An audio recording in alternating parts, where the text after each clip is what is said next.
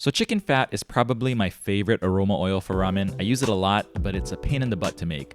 I hated making it until I found out about this trick using a microwave, and it's super easy and it's super quick, but it requires a disclaimer. So if you do this at home, you're doing this at your own risk. I'm not responsible to any damages to your microwave. So if you're good with that, this is how you make Chiyu in the microwave. So it's actually very simple. You just basically microwave chicken skin in a microwave safe bowl until the fat has rendered out. But there are two very important things. One is you have to use a fairly large amount of chicken skin. I'm using about 300 grams here.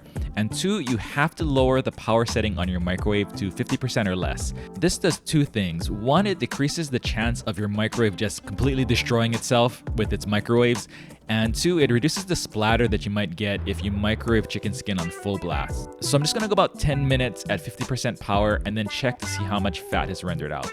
If I think I can get more fat out of the chicken skin, I'm gonna put it back in the microwave and then microwave it for a little bit longer, maybe 2 to 3 minutes. Then when you have a pretty good amount of fat in the bowl and the chicken skin looks pretty rendered out, you can just strain this out and you'll have some of the cleanest Chiyu you can find. Some people like to microwave the skin all the way until they become these crispy chips, and you can definitely do that as well. You probably don't want to just plop in a clump of skin like I did. You probably want to cut them up into smaller pieces to do that. That probably helps crisp them up a little bit more. But for me personally, I just want the fat for ramen, so I don't really even do that.